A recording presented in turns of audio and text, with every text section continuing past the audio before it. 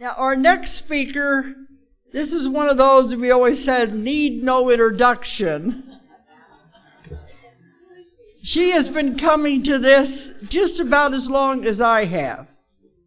I think, Linda, you said you started about 2 years after it began. Something like that, because we're pretty close. 25 years. Yeah, okay. So she's been here every year since then. So she needs no introduction, but Linda Howe, see, what can I say about you? Don't take this funny. For years we called you our dead cow lady.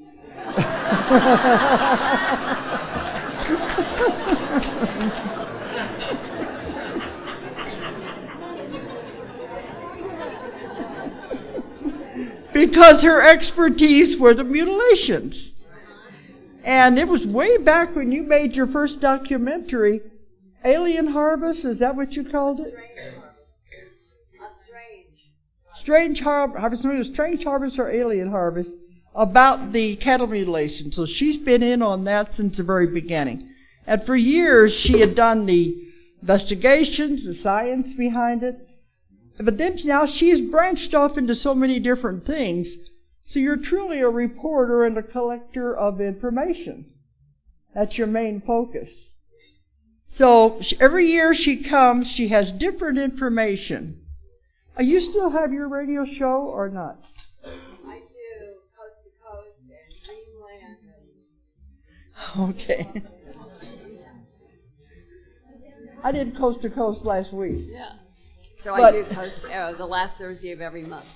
So for years she was on Coast to Coast, especially with Art Bell. Yes. He and I started together. You have your own show now. You're not using lapel, you're using this. I'm going to use this. Okay. Yes. All right, thank you. But anyway, this is Linda Howe. Thank you very much. Thank you. And we never know what she's going to speak about, except that she's got something different every year. Okay. Thank you very much. And I love you guys. And I remember back somewhere around 89, 90, where I brought one of the vivid and detailed animal mutilation presentations here. And to me, I was stunned and provoked and fascinated by what law enforcement was telling me then, that the perpetrators of animal mutilations were in fact creatures from outer space. And I was excited to bring all of my facts here that included videotape and photographs of those animals. And I still remember walking out one of these doors, the other building, it burned down, and this is a new one. And in the other building, a whole lot of people, oh, Linda, please, please, don't show any more of those animals.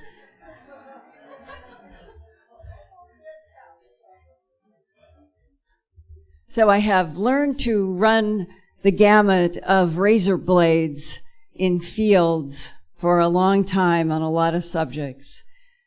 For those of you who do not know my background, I graduated from Stanford University with a master's degree in communication in 1968. I had made films for 2 years there with the Stanford Medical Center on a project that ended up, they used it for 20 years. So the work that I had done as a graduate student at Stanford in the medical department went on to have a long life. And my master's thesis was working with the Stanford Linear Accelerator. It's hard to believe now. It was their very first attempts to try to come up with software in which they could study and analyze bombardments and have accurate images.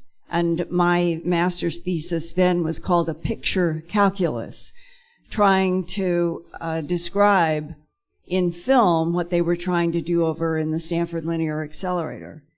And my career went on for a long time in science, environment, and medicine.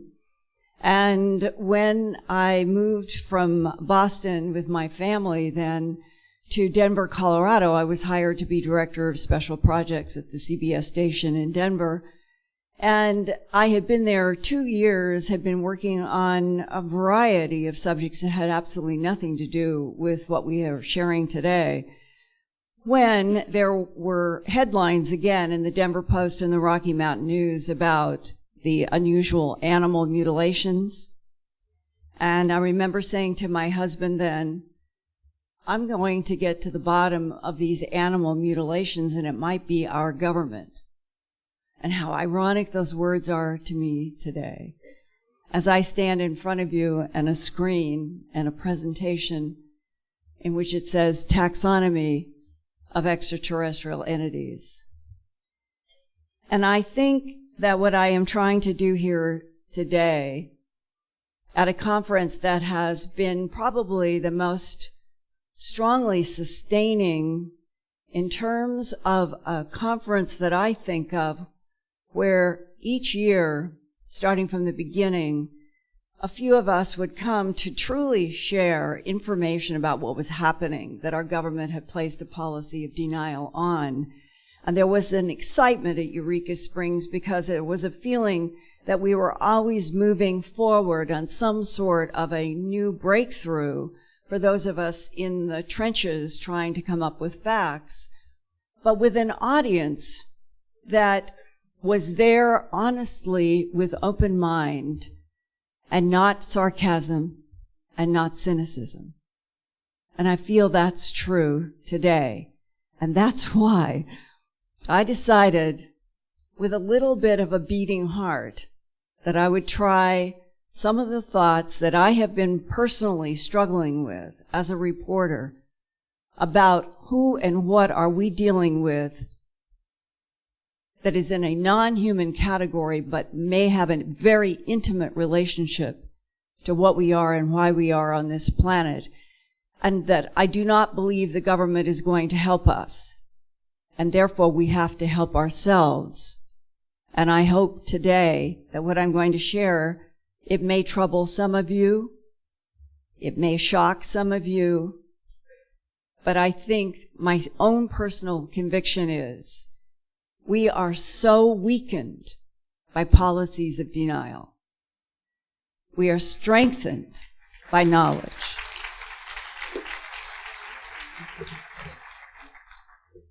So I'm going to start with that word, taxonomy.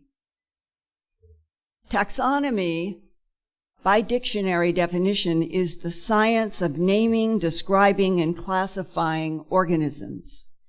The various organisms that I'm going to discuss today are not familiar to the majority of people on this planet yet.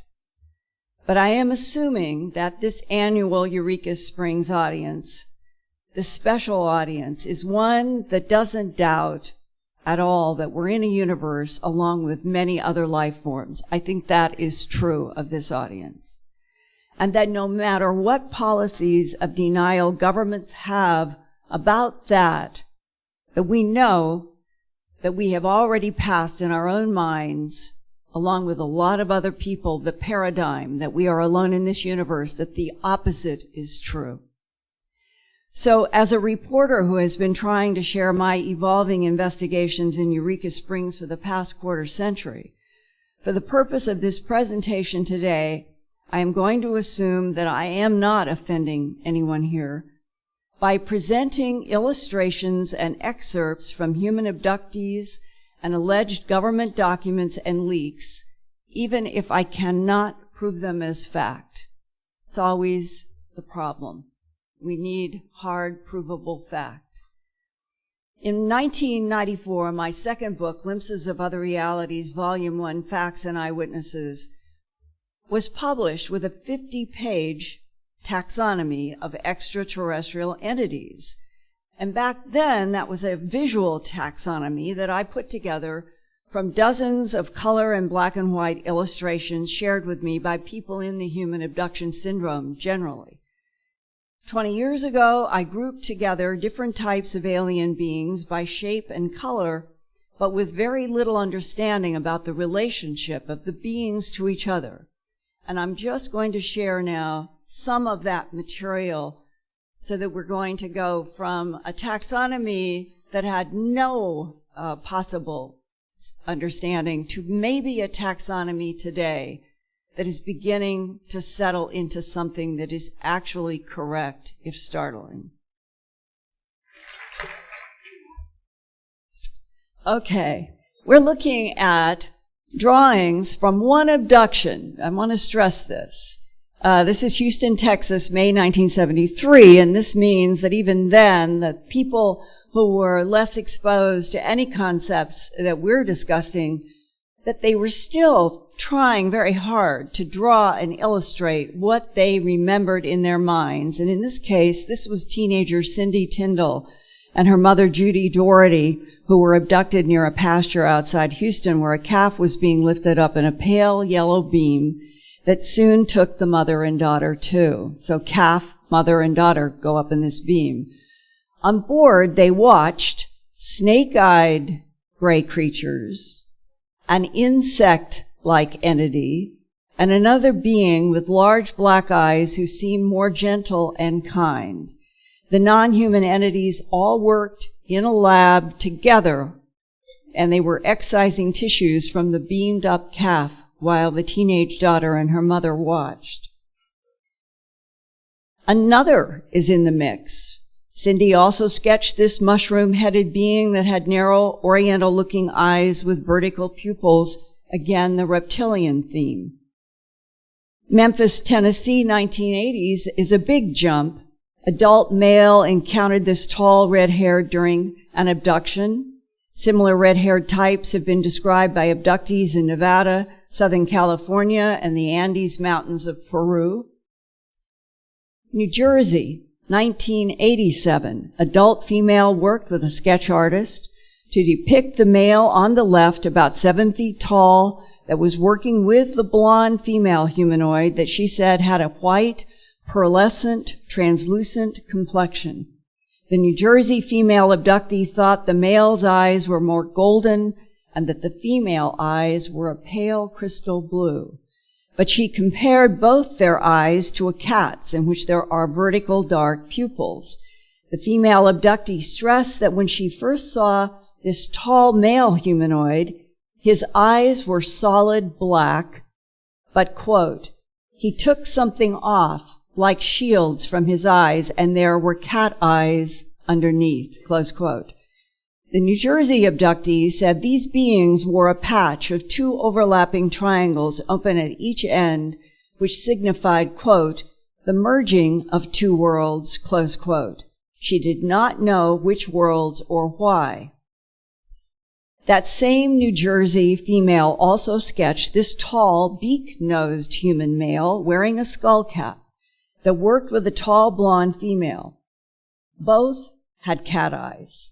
This abduction began in 1987 when 2 families in 2 different cars were all lifted from the Pennsylvania Turnpike to a large aerial craft. Now here's yet another blonde type encountered in Springfield, Missouri, March 1982. Adult female was abducted by 6-foot-tall, blonde-haired male, humanoid, in a brown jumpsuit that had a winged insignia on the upper left chest. Other abductees have described snakes with wings in the insignias of some blonde beings. Mount Vernon, Missouri, 1990. Pale gray entity with large slanted black eyes with a triangle on its blue uniform surrounding what looks like a crescent moon emitting energy. This was drawn by Paula Watson, who had repeated abductions from 1983 onward, after she and her husband Ron watched a small gray-skinned, there we go. After she and her husband Ron watched small gray-skinned non-humans float a black cow from a nearby pasture into a strange craft guarded by what they called a lizard guy. They could see that that standing-up lizard had only 4 fingers, and on the right was a hairy Sasquatch type. Central Georgia, 1950s. Adult male painted this daytime encounter at his Central Georgia farm. He told me, quote, these little guys seem to float down out of the sky. They seem to be able to appear and disappear, close quote. New Jersey, 1987. Adult male painted these small beings that he saw in his house during a time of numerous close encounter experiences from age 8 onward. Quote, "They've used me like a sperm bank," close quote. He had abductions since his early 20s in which sperm was collected by non-humans, some of which looked like black, banged, white-skinned females, but he felt that they had been either constructed for him specifically or that he was dealing with either holographic images or manipulation of mind. All three are always involved in some way in human abductions. Mental manipulation from the outside intelligence, three-dimensional holograms that humans cannot tell from something that we know on Earth, or directly created some sort of a biological container that is used to provoke ejaculation to collect sperm.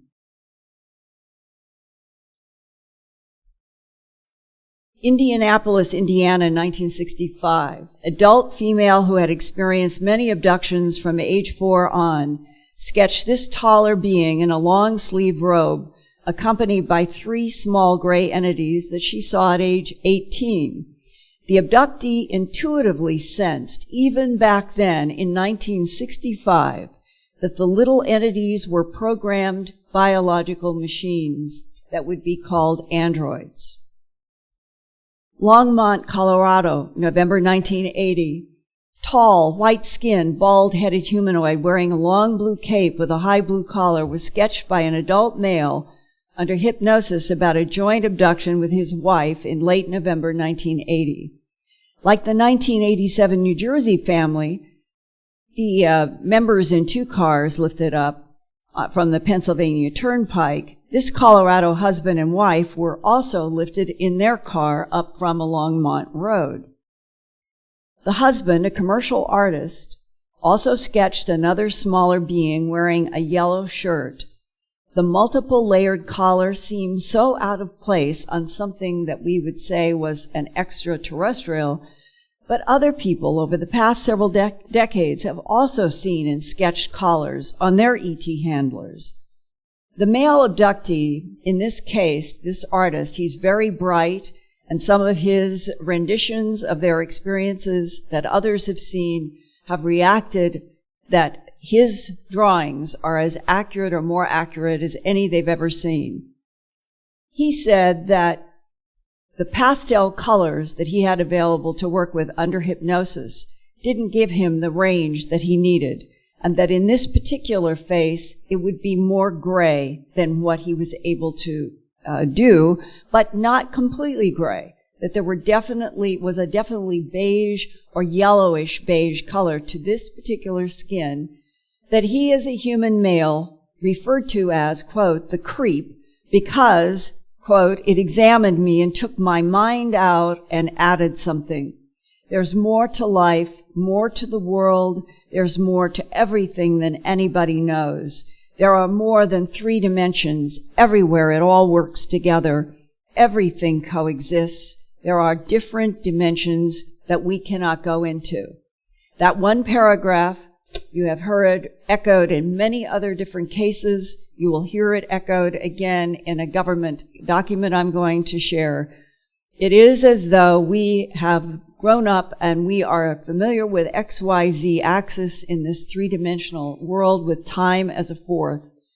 And what we have been unaware of and perhaps kept in the dark about purposely, deliberately, is that we are in a cosmos in which there may be even an infinite number of dimensions, and those dimensions might relate directly to what happens at the moment of death.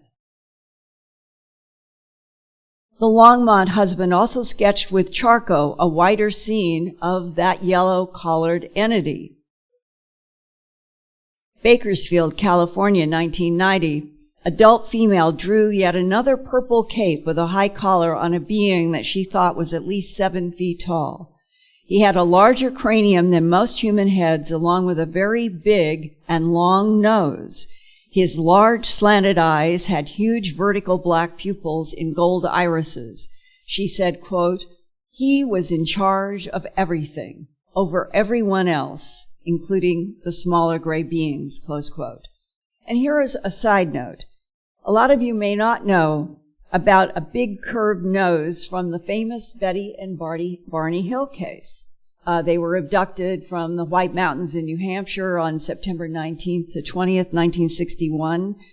Afterward, Betty had dreams, which she wrote down, and they were included in an appendix that very few people have ever read, I have found. But that appendix, I think, is extremely important in the book, The Interrupted Journey.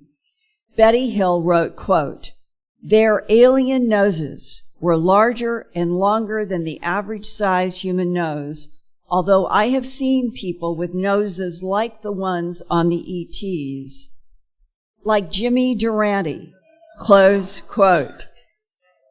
And Durante was so famous for his big, long nose that in the 20th century as a jazz singer, he was known as the Schnoz. Springfield, Missouri, 1980s. Female abductee Jean Robinson encountered a 6-foot-tall, green, scaly-skinned humanoid with large yellow irises that surrounded black vertical pupils. Jean described the chest as having bones or bone-like protrusions under the scaly reptilian skin that gave her the impression of body armor. Springfield, Missouri, 1991. Another adult female from Missouri was in bed sleeping when she began floating out of her bedroom toward a light and through the wall. She saw what she said was, quote, "a repulsive-looking entity with thin arms and ugly face like a giant grasshopper." That's what she said.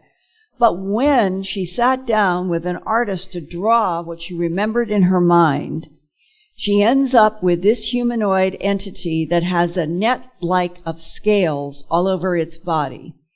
The sketch artist, Lisa Dusenberry, attached notes to her drawing that said, quote, "The abductee felt the sensation of being pulled by a force with fast movement to a reptilian humanoid about 5'9" with green body that looked scaly and rough. She felt electricity going through her hands. She saw pea-green eyes with yellow and black vertical pupils like a cat. Eyes slanted down toward outer face, no hair, small mouth, thin arms, hands like a duck with tannish brown webbing, 3 or 4 long fingers with sharp nails. After hypnosis, she felt like the reptilians need human beings to make them stronger. Trying to get our genes, threat of dying out, inbreeding with us to see if the genes we have can make them stronger, close quote.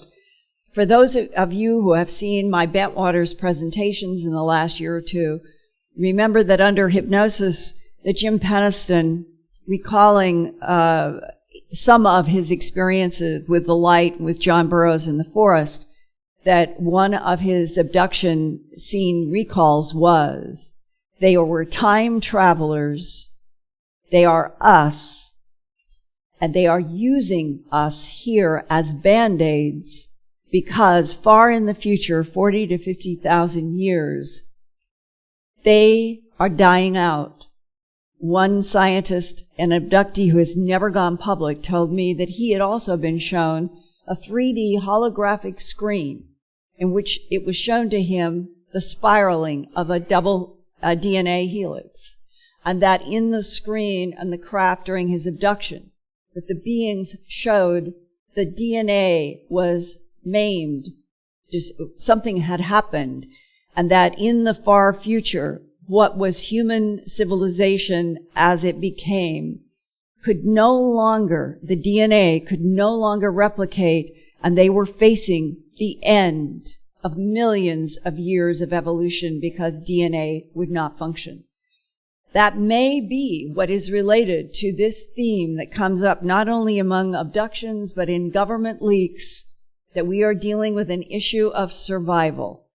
Our survival is linked with their survival is linked with our survival. Now, possibly working with the lizard types as a physical labor force on this planet are the 8-foot-tall, long-haired, ape-like creatures commonly referred to as Bigfoot or a Sasquatch. They definitely have been seen coming out of discs and beams. There is some relationship. Maybe they are a workforce with the lizards. In that 1983 Missouri Cow Abduction, this hairy creature was drawn as having round yellow eyes with vertical pupils. And for those of you who may not be aware, there was one Montana rancher in the 1970s near Great Falls, Montana. He was out hunting, and he was carrying a rifle, and he came around a bend, and there he told the sheriff's office. He drove right to the sheriff's office after this happened. I've seen the report. And he said, I came around a bend, here's an 8-foot-tall, brown, red, hairy, like a Sasquatch or a Bigfoot. Without thinking, he raises his rifle.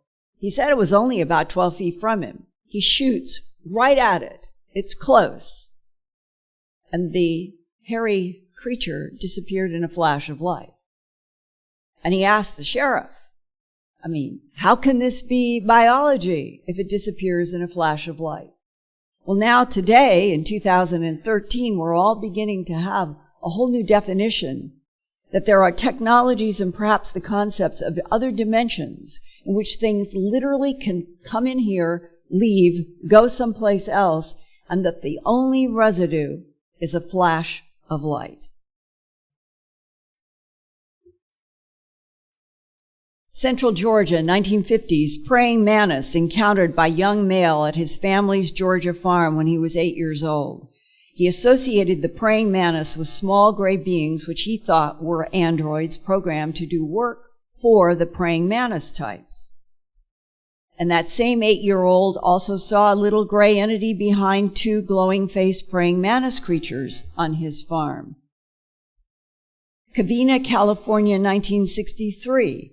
17-year-old female teenage abductee taken by a large praying mantis to a room filled with sparkly yellow-white light.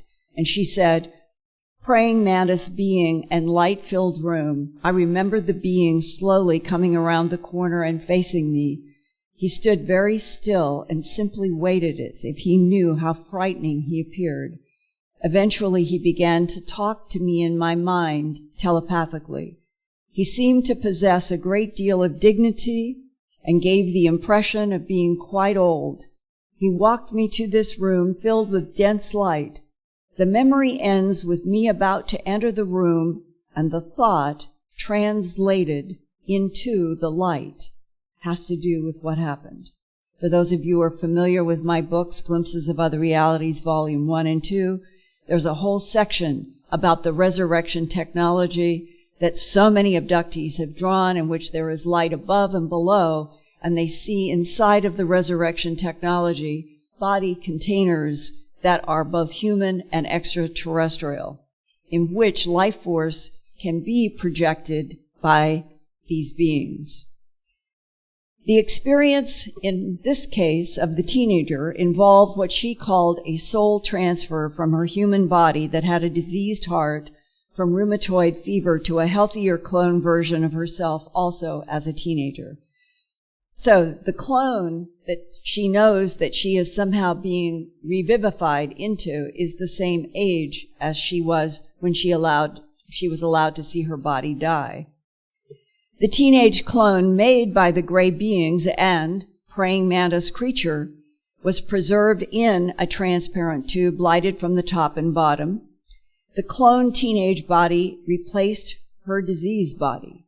She received a telepathic explanation from the praying mantis and the gray beings that it was, and this was her words, it was vital to them that her soul spirit entity continue earth life in a similar container body. She was left with the impression that soul recycling in specific body containers was very important to these gray and praying mantis beings. As this menagerie of different types emerged, the questions for me increased. What is the significance of the triangle and the circle symbol seen in so many encounters with the various gray-skinned and light brownish yellow types of beings? Why are there different sizes, skin colors, head shapes, and eyes among the gray-skinned entities? Why are there different looking blonde types, some tall, some shorter, some who have the overlapping triangles in circles, while shorter blondes have a bird or a snake inside a round insignia on their uniforms? Why do some humans report seeing standing up lizards while others insist that it looked like a standing up crocodile with scales all over the body? In this confusion has always been this question: what are the relationships between all these various entities? My effort to understand what our government knows about non-humans interacting with our planet began when I was director of special projects at KMGH-TV, the CBS station then in Denver. Beginning in September of 1979 and for the next 9 months until its first broadcast on May 25th, 1980, I was producing the television documentary A Strange Harvest, about the worldwide animal mutilation mystery that had been publicly reported since at least the middle of the 20th century. And I talked with a producer at BBC. They had a journal magazine article that went back to 1904 to 1911, when 104 sheep were found on an Australian billabong, all of them with the ear missing, eye missing, tongue, jaw, genitals, and rectum cored out, all of these 104 white bodies, not a single track and not a drop of blood. So that's the beginning of the 20th century. A Strange Harvest led to my contract with Home Box Office in March of 1983 in New York to produce an hour special with the working title, E.T.'s UFO Factor. One of the first meetings that I had at the beginning of research and script development for the HBO documentary was at Kirtland Air Force Base in the Air Force Office of Special Investigations, also known as AFOSI, and that date was April 9th, 1983. New York attorney Peter Gersten, who worked with Citizens Against UFO Secrecy, had organized this meeting for me with AFOSI Special Agent Richard Doty. The goal was that I was working on an HBO documentary. Peter Gersten was filing FOIA against CIA, NSA, DIA, the whole alphabet soup. Had gotten all the way to the Supreme Court with all the black pages in camera session, and he wanted to pursue as much FOIA information as he could. And he had one spectacular case that he thought that they could develop in Ellsworth Air Force Base, where allegedly the craft landed on or near the Air Force Base boundary. A security guard drew a gun. A beam came from a being that had come into a door, completely evaporated the gun in the security guard's hand. But all he had were superficial burns. That was a technology that our government would like to have. And my understanding, even though I can't say this is verified, is that the being that ejected that beam, that took out that gun so precisely, was a blonde. The blonde issue, this huge enigma, as I continue to go forward, you will see how complicated this all is. But instead of names and phone numbers for this Ellsworth Air Force Base case that Gersten had said, go to Kirtland, you meet with this Richard Doty, he will give you the names and addresses of witnesses in Ellsworth. Instead, what he handed me was a document from a desk drawer that looked something like this simulation that said, quote, briefing paper for the President of the United States of America on the subject of unidentified aerial craft. The paper also referenced unidentified aerial vehicles, two acronyms that our government was using interchangeably at the time. Not UFOs and not UFOBs that you find in older documents.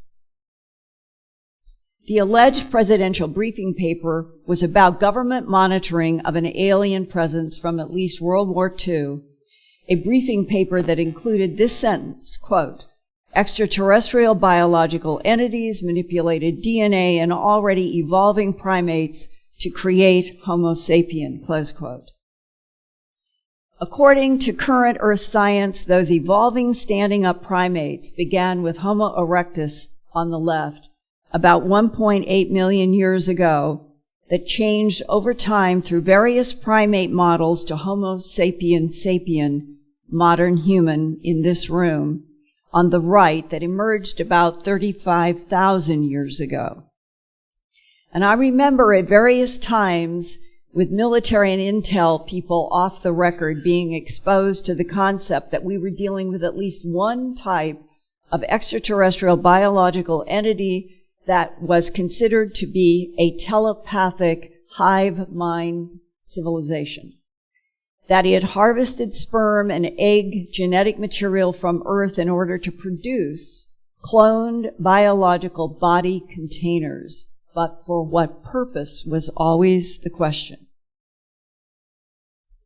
The first time that someone tried to put the baffling puzzle pieces together for me in a more coherent picture was in October of 1983, when I was still trying to go forward with the HBO project in spite of the government's efforts to block me. A Washington, D.C. military source who claimed first-hand interaction with at least one type of non-human agreed to talk with me off the record about the type that he knew as extraterrestrial biological entities that he called EBEs. The military source told me it was true that extraterrestrials created humans through genetic manipulation of evolving primates.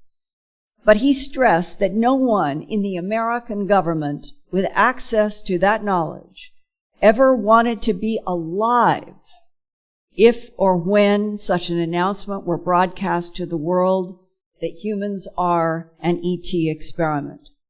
He told me that he had talked firsthand with a U.S. Air Force captain who received telepathic communication from one non-human at a crash site in the Roswell region in 1949 after 1947. Because the captain, more than anyone else present at that crash site, could clearly and correctly receive mind-to-mind communication from the non-human, and no one else could. This is a very selective, this is why our government looks for translators. Telepathic clarity with these beings is something that not everyone has. But because this captain could hear and tell people what was happening clearly, he was assigned to live with this entity that the government decided to call EBE-1 at the Los Alamos Laboratory in New Mexico until EBE-1 died of unknown causes on June 18, 1952. That Air Force captain said one of the most important transmissions that he ever received from EBE-1 was, quote, "We made you, we put you here on Earth, but you have to live it," close quote. I typed up notes after the October 18, 1983 meeting that began with the military source talking about information gained from EBE-1 and another captured being called EBE-2. And here are some of the brief excerpts from my October 1983 notes. EBE-2, trying to teach human scientists about the EBEN technology. They use a completely different set of physical laws than ours. Our physics would not apply in their civilization, but theirs can apply in ours. The EBEns travel interdimensionally, many times faster than the speed of light, like the corner of a napkin folded to its opposite corner. They mean bending space and time going point to point, not traveling Euclidean lines through space that take thousands, millions of years. This would be in seconds or hours. There are many dimensions, 2 of which we might relate to, but at least a dozen we would not relate to. All EBEs look alike. The society on their planet, supposed to be in the Zeta Reticuli binary solar system about 39 light years from Earth, is worldwide there. Leaders are for life, but every EBE has a different personality. Question mark. He didn't understand that, and neither do I. The EBEs brought 5 different humanoid species, and he questioned juvenile delinquents to this planet Earth a long time ago. And that is in some of a contradiction to the idea, perhaps it's a contradiction, or perhaps it's our ignorance. If they manipulated DNA in already evolving primates beginning, say, 1.8 million years ago, which I have been told that all standing-up primates were the result of extraterrestrial manipulation for purposes unknown, then did they then cull? Were they culling from their experiments, taking them someplace, mixing and matching? Because it's very clear to me from everything I've been exposed to, this is not the only planet this is ongoing. That the genetic manipulation, social experiments, science experiments are going on in many planets.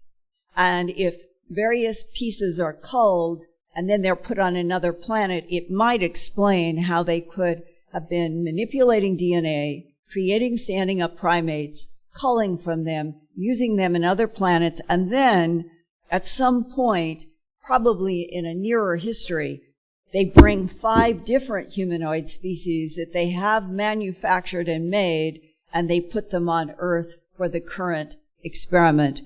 And he, in this meeting, he stressed, and I put it in bold, our whole planet is a sociological experiment.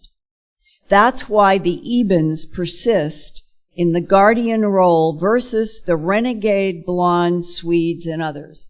That was the first time I encountered it. It was counterintuitive to everything I would expect. Like probably most of you, I would associate the beautiful blue-eyed or golden-eyed blondes with the archangels of history, and they would be the ones that I would most want to meet, the most want to communicate with.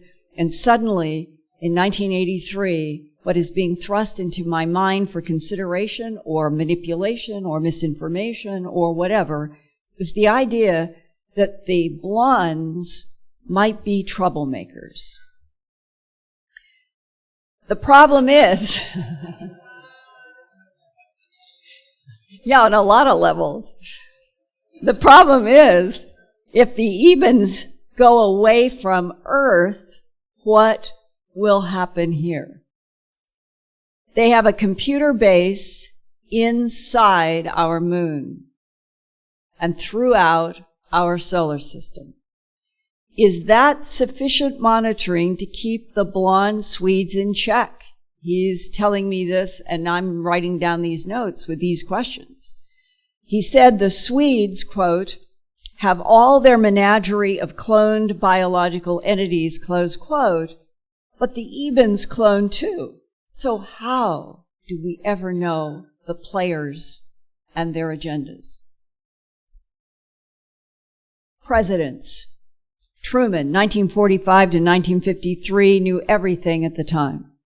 Ike, 1953 to 1961, knew but put a lid on it. Kennedy, 1961 to 1963, wanted to tell the world and was killed for it in November 1963. LBJ, 1963 to 69, didn't want to know because he heard rumors about what happened to Kennedy.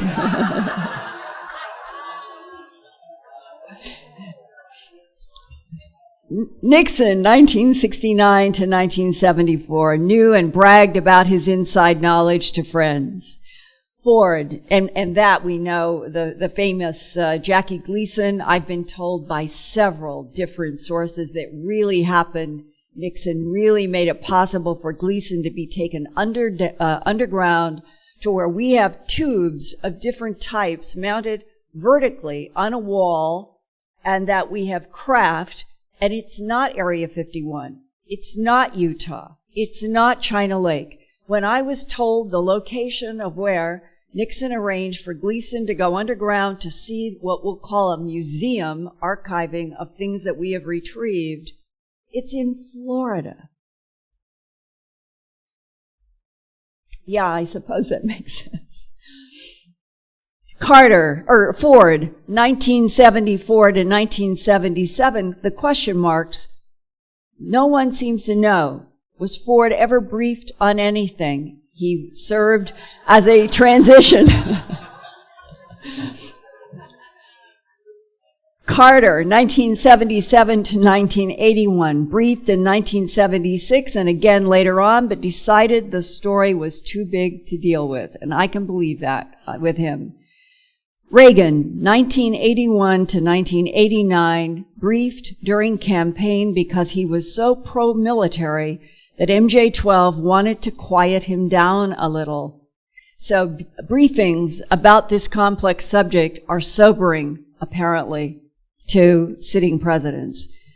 Now, this last sentence that is in my notes, this is exactly as it was in 1983, reverberates for me now more than ever before, because I think this is the key to my personal opinion is it's the key to the social experiment of Earth. Reincarnation. Only so many souls are allowed per planet, recycled constantly at birth and death. We could probably do a 5-day conference on the implications of this sentence alone. And that's not what I'm doing today, but I really think that there is a big piece of the puzzle in that sentence. I didn't know who to trust or what to believe in 1983, so I did not do anything publicly at all with the military sources information. Then a decade later, an alleged government document was leaked in 1994 about at least 2 types of extraterrestrial entities, their alien technology recovery and disposal, the now famous Psalm 101 Top Secret Magic Training Manual. The training manual contains its own short taxonomy of the same alien types that Washington military source referenced 1 decade before, EBE-1 and EBE-2. That unofficial leak started at a La Crosse, Wisconsin pharmacy when 32 pages of text and drawings showed up on 35mm negative film addressed to Don Berliner at the Fund for UFO Research in Maryland. The film was in an envelope postmarked March 7, 1994. Don Berliner gave Bob Wood, an aerospace engineer at McDonnell Douglas at the time, permission to print the negatives for study, and the first frame was this cover.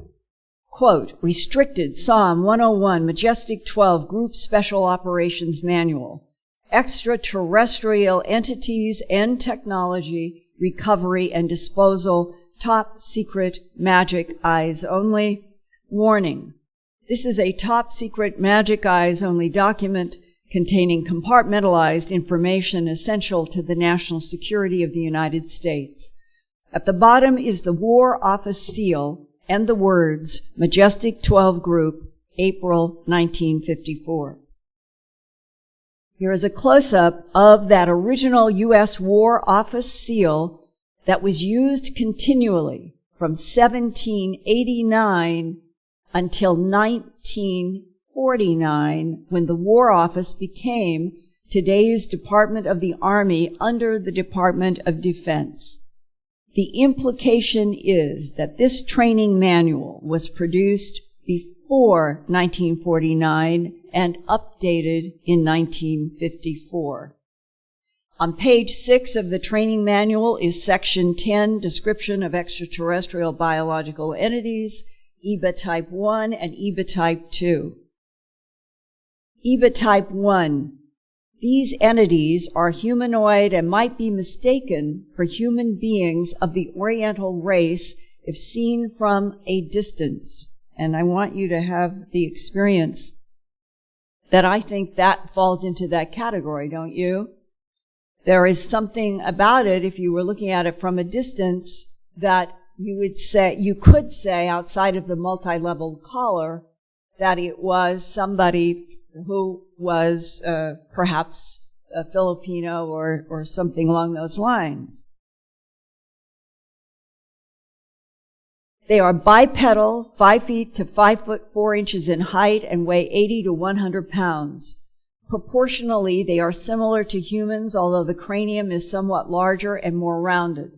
The skin is a pale, chalky yellow in color, thick and slightly pebbled in appearance. One abductee said, remember somewhere like around the early 80s that on refrigerators and stoves there would be this spray, and it was when they used gold and olive green, and it was kind of a pebbly surface. Pebbly not meaning rocky, meaning it showed a kind of little tiny rough surface. She said that's exactly what the skin of the being that was holding me was like. And so now here is a alleged government training manual using exactly the words of an abductee, only the abductees way later, slightly pebbled in appearance. And going back just for being able to look at what I think is a classic EBEN, the eyes are small, wide set, almond shaped with brownish black irises with very large pupils. The whites of the eyes are not like that of humans, but have a pale gray cast. The ears are small and set low on the skull. The nose is thin and long, and the mouth is wider than in humans and nearly lipless. There is no apparent facial hair and very little body hair, that being very fine and confined to the underarm and the groin area. The body is thin and without apparent body fat, but the muscles are well developed. The hands are small with 4 long digits, but no opposable thumb. The outside digit is jointed in a manner as to be nearly opposable, and there is no webbing between the fingers as in humans. The legs are slightly but noticeably bowed, and the feet are somewhat splayed and proportionally large. EBE Type 2. These entities are humanoid but differ from Type 1 in many respects. They are bipedal, 3 feet 5 inches to 4 feet 2 inches in height, so they're smaller. They weigh only 25 to 50 pounds. Proportionally, the head is much larger than humans or Type 1 EBEs, the cranium being much larger and elongated. The eyes are very large. I believe this is a classic EBE 2. The eyes are very large, slanted, and nearly wrap around the side of the skull. They are black with no white showing. There is no noticeable brow ridge, and the skull has a slight peak that runs over the crown. The nose consists of 2 small slits, which sit high above the slit-like mouth. There are no external ears. The skin is a pale bluish-gray color, being somewhat darker on the back of the creature, and is very smooth and fine-celled. There is no hair on either the face or the body, and these creatures do not appear to be mammalian. The arms are long in proportion to the legs, and the hands have 3 long tapering fingers and a thumb, which is nearly as long as the fingers. The second finger is thicker than the other, but not as long as the index finger. The feet are small and narrow, and the 4 toes are joined together inside a membrane, close quote. That explains to me why several times abductees have described what they see as club feet, skin joined around toes in the feet that they have seen on some of their alien handlers. It is not definitely known where either type of creature originated. I'm reading from Psalm 101, but it seems certainly that they did not evolve on Earth. It is further evident, although not certain, that they might have originated on 2 different planets, close quote, from that short taxonomy. Now today, I can add the probability that EBE 1 types, genetically manufactured EBE type 2s. So you're looking at a maker and one of their products to do work on this planet, perhaps specifically this type on this particular planet. That means abductees have usually been handled by the small, large, black-eyed little guys, not the prime EBEN intelligence behind the genetically cloned biological entities or androids. The concept of cloned biological entities of various types made by EBENs and other extraterrestrial entities recently emerged with more details about 5 different non-human species allegedly presented in a briefing for United States President Ronald Reagan. This Release 27A Reagan briefing was included in a series of 35 reports from 2005 to 2007, posted in order, quote, to facilitate the gradual release of confidential documents pertaining to a top-secret exchange program of 12 U.S. military personnel to Serpo, a planet of Zeta Reticuli, between the years 1965 and 1978. The information began to be released on 2 November 2005 by a retired senior official within the U.S. Defense Intelligence Agency, DIA, who calls himself anonymous. Until he chooses to make his name known, this is the way he will be represented here. Anonymous reports that he is not acting individually, but is part of a group of 6 DIA personnel working together in an alliance as 3 current and 3 former employees. He is their chief spokesman, close quote. Some of you might be familiar with all of the Serpo material, might wonder why, since some of it has been attacked, why I would choose to share this. It is because of so much that I have never reported, and I know what I have not reported, and when I find it in a document and know that I've heard from several off-the-record sources, there is a great deal of that in the Reagan transcript. That's what I'm sharing today, is the Reagan. It's one of the 35 reports. I frankly think it is quite accurate. And if so, it is worth sharing for you all to be exposed to perhaps finally some insights about why the taxonomy is so confusing, the many types, and the implication to me and others for many decades now, it seems, or at least 2 for me, that there is a secret war. It's referred to as Earth's secret war, and it's always puzzled me, baffled me. And so why I'm now going in this direction is, it is the first time that I have felt that I have finally been exposed to what might be an insight to that. The following excerpts, thank you. I hope you will feel this is valuable. Thank you. The following excerpts are allegedly from a transcript of a tape recording made at Camp David, Maryland for President Ronald Reagan on March 6th and March 8th, 1981. He'd only been in office from January. And the subject that is given, as it is stated here, is unidentified flying objects and extraterrestrial visitation of Earth, close quote. Leading the discussion was William Casey, along with CIA advisors and a caretaker of the ET history. Casey was Reagan's campaign manager in 1980, and President Reagan asked Casey to become CIA director from 1981 to 1987.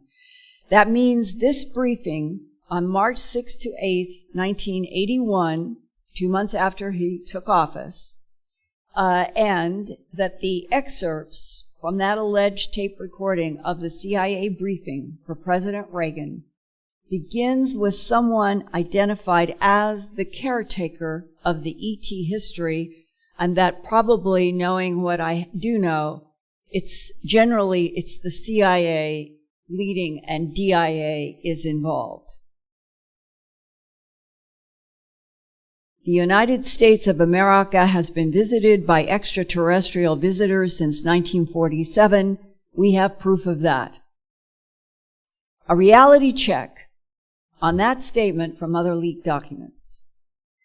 There was an alleged crash retrieval 6 years before Roswell events, and that was in Cape Girardeau, Missouri in December 1941, discussed in other Majestic 12 documents from which a, quote, neutronic propulsion device, close quote, was allegedly retrieved and delivered to Robert Oppenheimer when he began work at Los Alamos to produce the first American atomic bomb.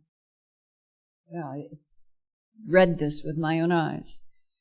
For some reason, government leaks always seem to be trying to draw a line at 1947 as the beginning of the crash disk phenomena, even if that's not true.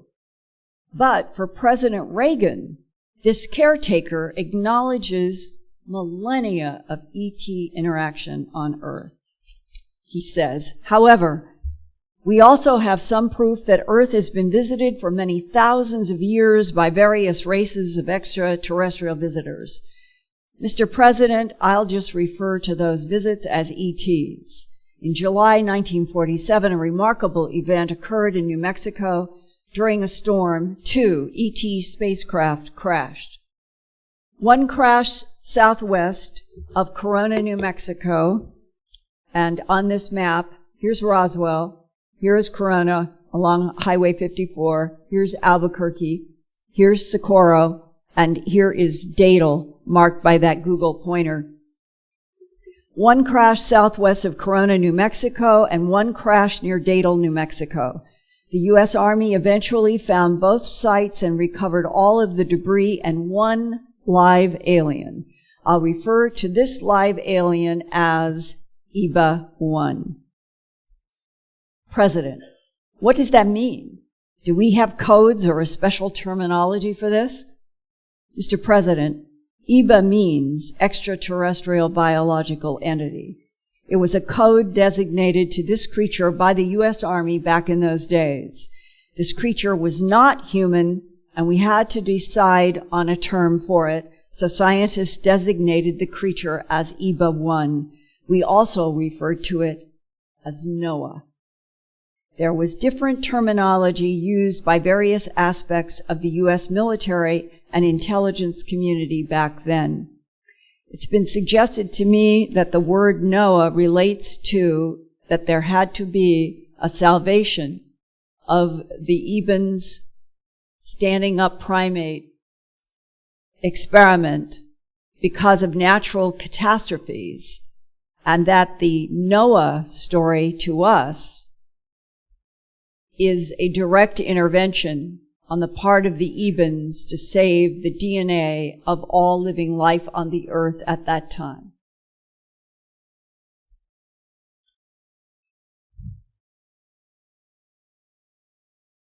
President, can we classify them, connect them with anything earthly? No, Mr. President, they don't have any similar characteristics of a human, with the exception of their eyes, ears, and a mouth. Their internal body organs are different. Their skin is entirely different from human. We could not classify any part of the aliens with humans. They had blood and skin, although considerably different than human skin. Their eyes had 2 different eyelids, probably because their home planet was very bright. Is time the same on their planet as ours? No, Mr. President. Time is very different on the EBEN planet, which we call Serpo. Now, Serpo is a word in Latin. It is the Latin word for to creep or to crawl, as we would think of snakes and reptiles. And I was told long ago, in the beginning of my animal mutilations investigations, that back in the 1940s retrievals of bodies and craft from the New Mexico area, that one scientist that they called in to study these bodies was a herpetologist who studied reptiles. Continuing with the document. Their day is approximately 40 hours. That is measured by the movement of their two suns. The solar system containing Serpo is a binary star system, or two suns rather than one, as in our solar system.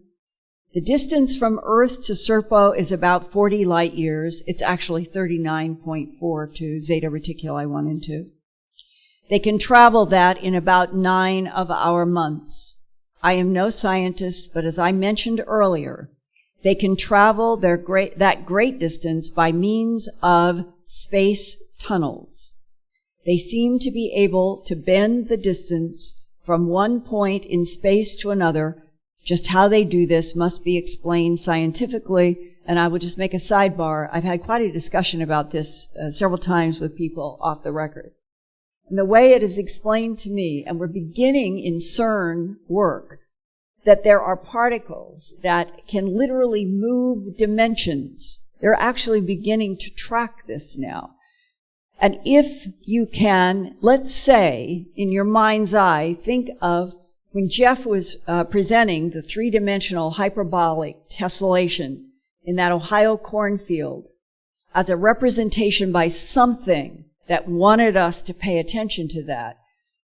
When you study the fractals and when you read about that tessellation, you began to get the impression that this is somebody's graphic representation of what the cosmos, the entire huge cosmos, that may have an infinite number of universes, that we're just in one, and that there is something about the dimensional relationships that we are completely ignorant about, just beginning baby steps, and that if we understood the dimensional relationships both in this universe and with all other universes, something like that tessellation, that we would be getting close to the real understanding of what happens at the moment of death and the moment of birth and the recycling of souls in and out of other dimensions.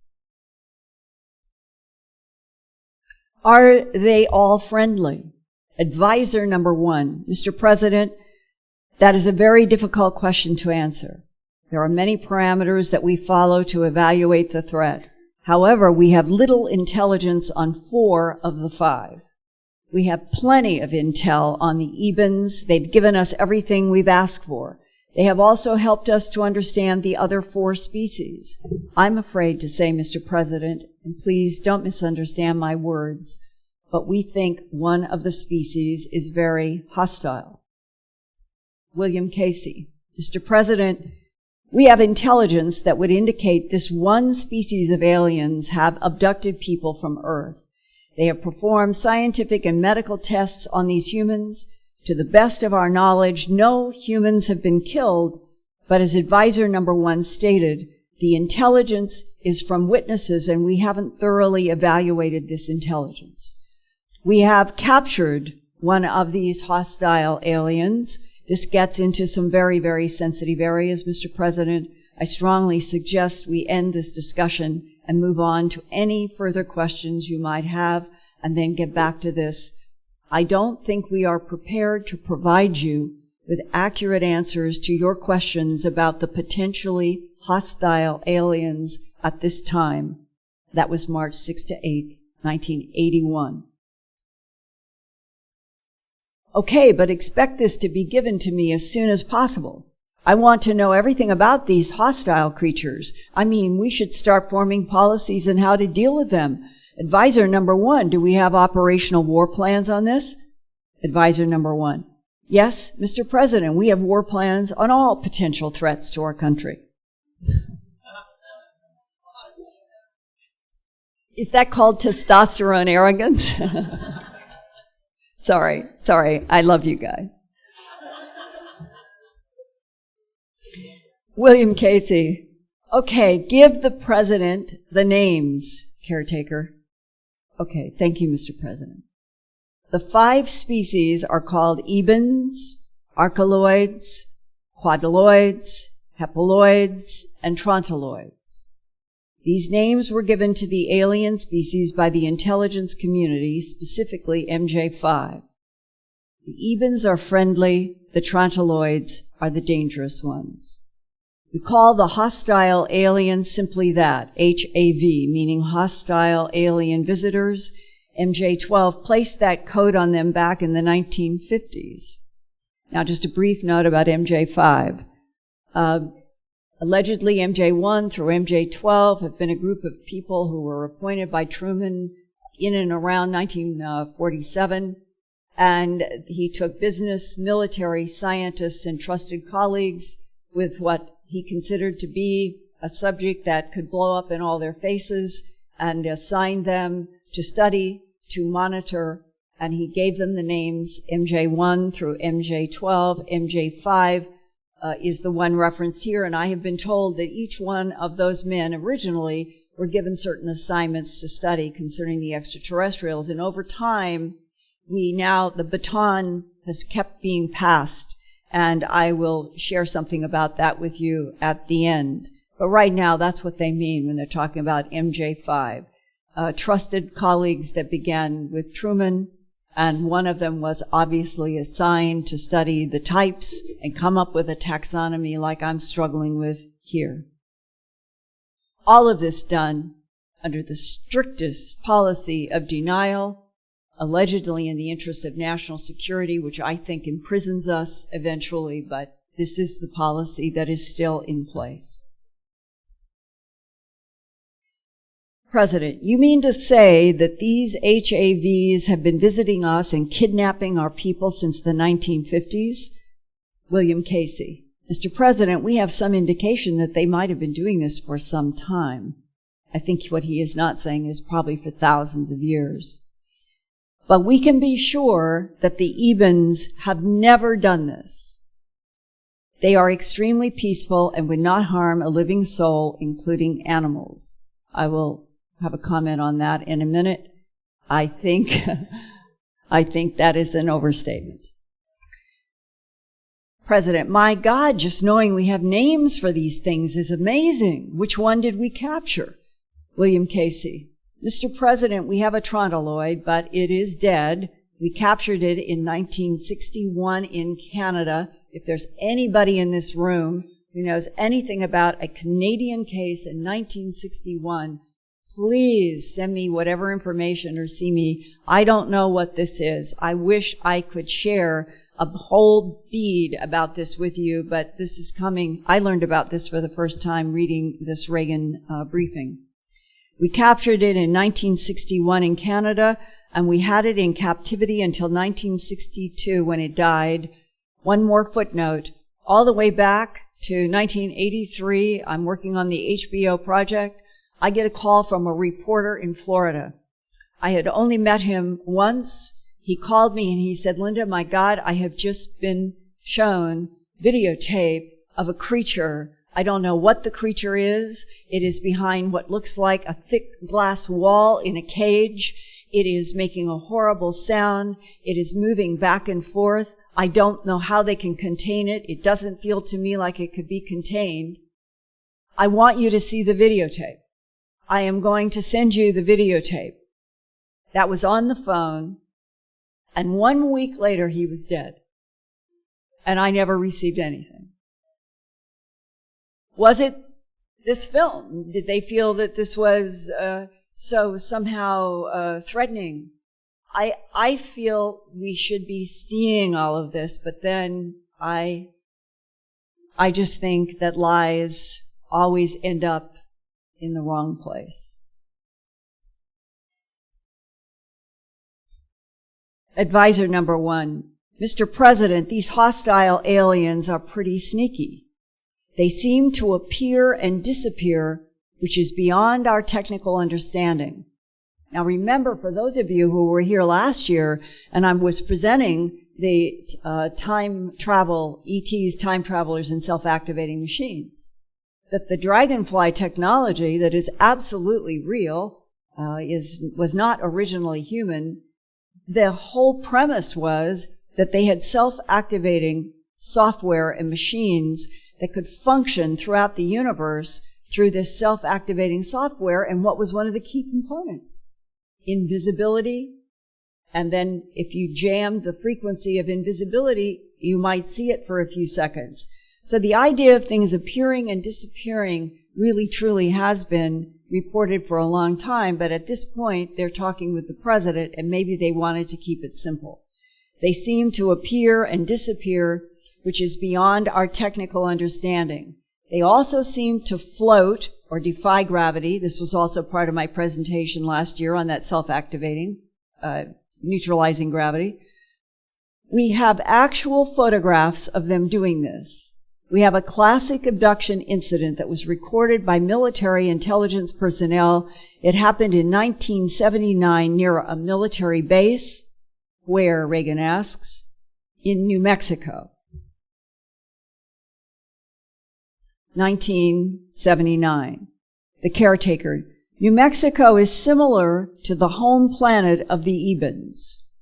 And the EBEs allegedly, it's been described to me, I don't know exactly, supposedly we've had an exchange program.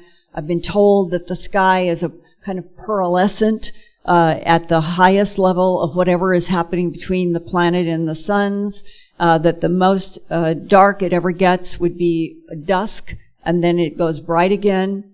And that Zeta Reticuli 1 and 2 are the EBEs home solar system. And it turns out that Zeta Reticuli 1 and 2 are G2 suns, just like our yellow sun.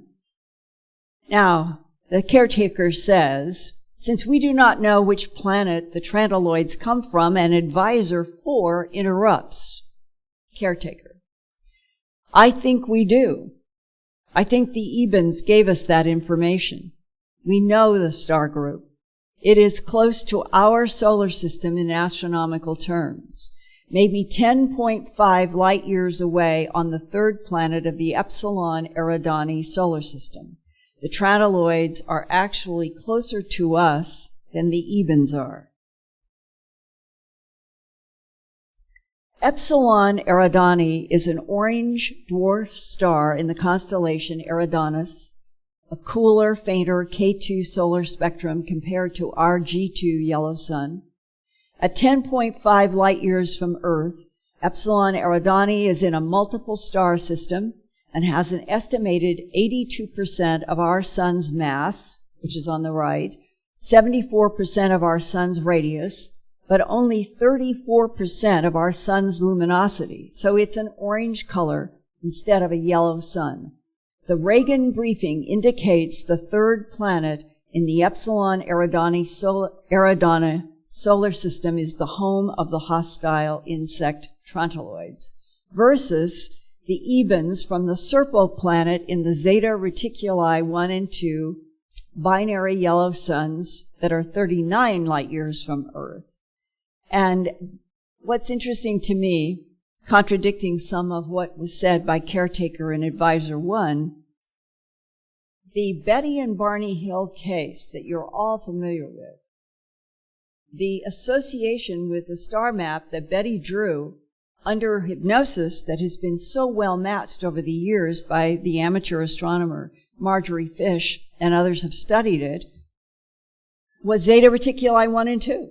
It was Zeta Reticuli 1 and 2 that had the strongest lines, with a line coming off from Zeta Reticuli 1 and 2 to our sun and to Tau Ceti and to a few other suns in that area, all yellow garden variety suns like ours.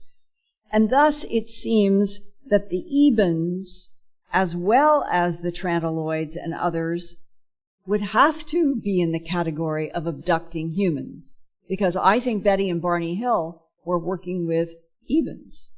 So that is not just the Trantiloids, and why there was that particular bias in that 1981 briefing, it could have been that they didn't have information like we have now, or something changed.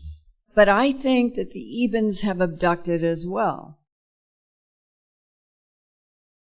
Epsilon Eridani has a large ring Jupiter-like gaseous planet called Epsilon Eridani b, and a probable second rocky planet, Epsilon Eridani c, and perhaps a third distant planet in one of 2 asteroid belts. Now, our solar system is underlined in red on this map right here. And here's Epsilon Eridani. Here's Tau Ceti. Sirius A and B in here and here's Proxima Centauri. So we're in a neighborhood in our Milky Way galaxy of what they're describing here. And here is the star map that was refined and reconstituted after Betty Hill's drawn under hypnosis. And it shows 16 stars, including our G2 spectrum sun here. Here's our sun. Here's Zeta Reticuli. Here's Tau Ceti. And where Epsilon Eridani is not on here because Betty and Barney Hill didn't reference it, but when you look up at the sky at night and you see those 3 Orion belt stars, and then you come down to what would be the right foot of the Orion soldier, Epsilon Eridani is very close to that right foot as it faces you. So it's in our neighborhood, and it's only 10.5 light years away. And in here, Betty also said that this was supposed to be definitely inhabited. This was the home planet of the people who abducted her. That the Reagan briefing is definitely tying to Zeta Reticuli 1 and 2 as the EBEs.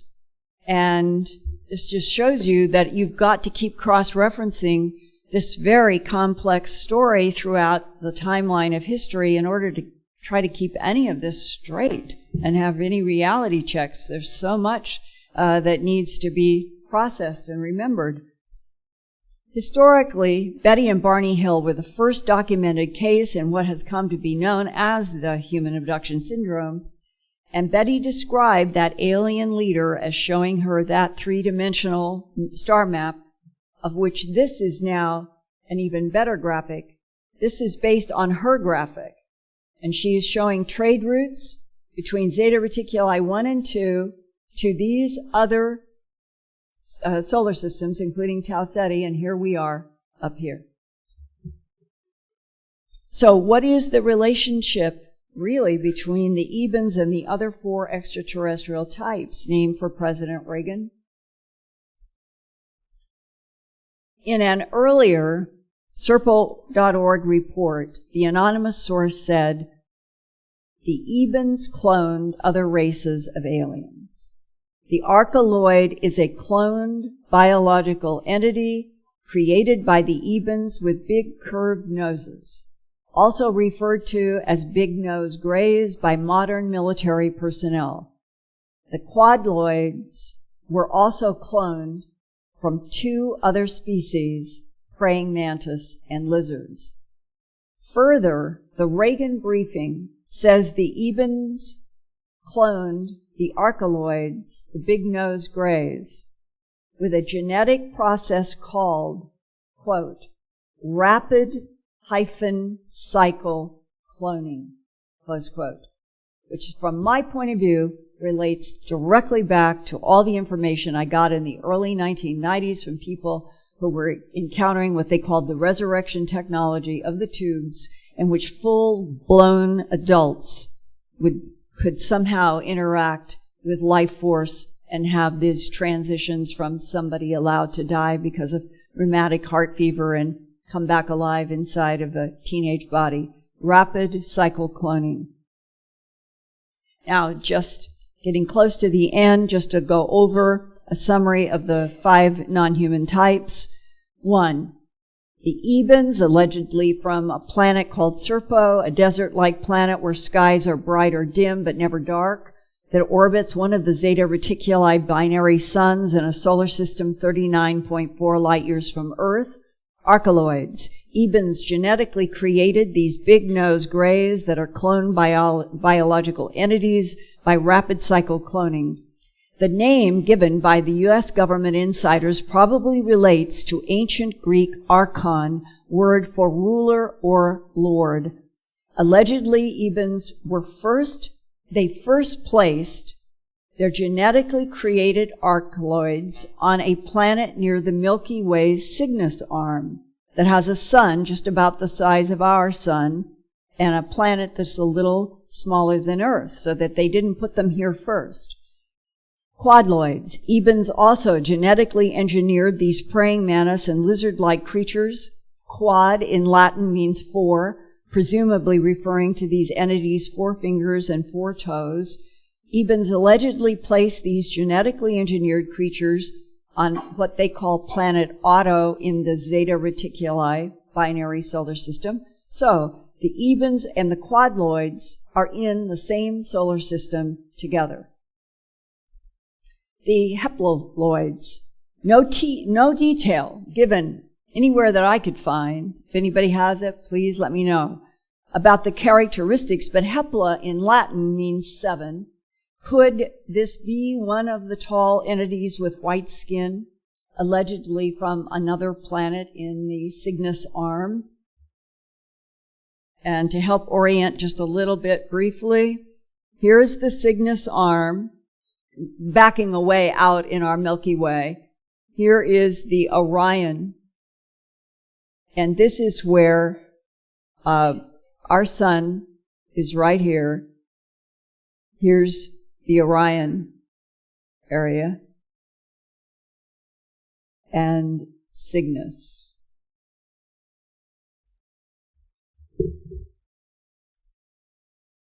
And the 5th type, stated in that Reagan briefing, the Trontoloids are called the dangerous ones, also known as hostile alien visitors, allegedly from the 3rd planet in Epsilon Eridani solar system, 10.5 light years from Earth.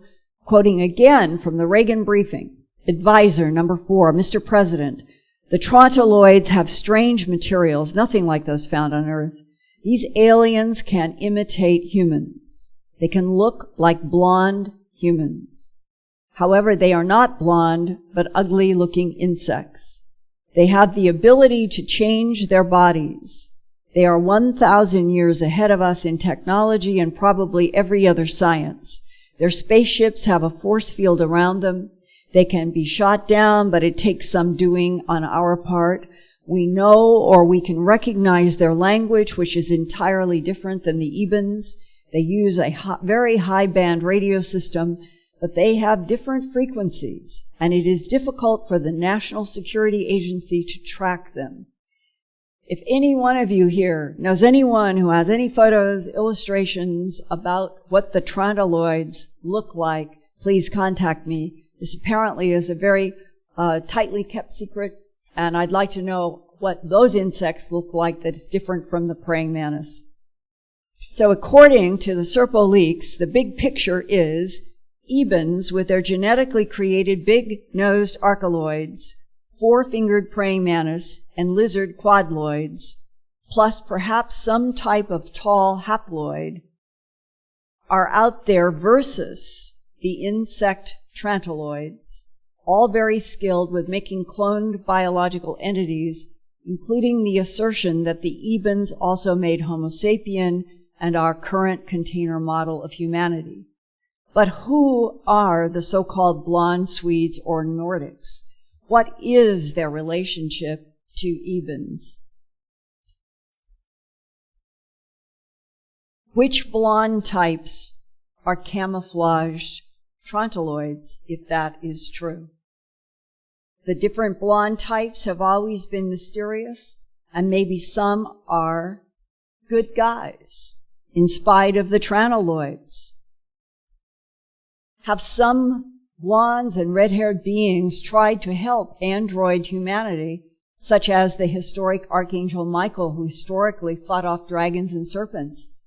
As mysterious as the blonde beings are, that other revelation that the archeloid big-nosed grays are rapid cycle-clone biological entities made by the EBEs hits me as a possible explanation for Earth's so-called ancient gods.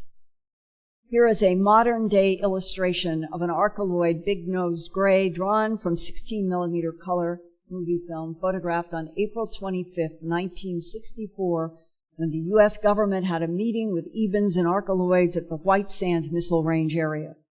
This illustration was confirmed for me by Robert Emmenegger and Alan Sandler, producers of the 1974 documentary and book UFOs Past, Present, and Future, as being hand-drawn from the 16-millimeter film taken of the white discs landing, a meeting with human military representatives. The head has a ropey headdress as depicted in Sumerian clay images. The eyes have large vertical pupils like a cat or alligator. The coiled rod is described as a communication device, implying that all the rods in Sumerian and Egyptian carvings were communication devices used by Archeloids to control their genetic creations and workers, Homo sapien, from their ziggurats. If the March 1981 Reagan briefing is an accurate transcript, then the very advanced EBEs turned Earth into a social experiment long ago, but evolving primates were deliberately kept ignorant of the true bigger picture. That would ruin the experiment. Government insiders perhaps understand that the Mesopotamian overlords were actually Archeloids, that humans have worshipped as Sumerian or Anunnaki gods. How ironic that the EBEs made the Archeloids and then made Homo sapien, who worshipped the Archeloids. Why did the EBEs put the big-nosed Archeloids in charge of this planet's Earth social experiment? And what is the EBEs' end game? And Dolores is telling me that I am probably over. And I had just a few more comments, but I'm just going to end on this one last thing. It's now 2013, and the rest of this troubled century, as climate change, population growth, and threatening wars over territories, food, and water — we're supposed to have 10 billion people here shortly — are expected to increase. Will the EBEs keep the alleged Trontoloids contained, if that is a problem, and provide another Noah's Ark for their struggling human experiment? I hope so. I hope that what I was told long ago about an Earth secret war, it may have been fact, it may be fact, it may be part of the boom phenomena going on in the United States right now. But whatever is happening, I feel like that we have to have some confidence that whoever made us has a vested interest in an experiment that involves us, monitoring us, watching us grow. And that if it is in fact linked to what happens at the moment of death, to the soul spirit entity that is in this strange creature devised by something out there that we call humanity, and that there is something special, very special, about our soul spirit, that they will do everything they can to keep this planet from destroying itself. Thank you.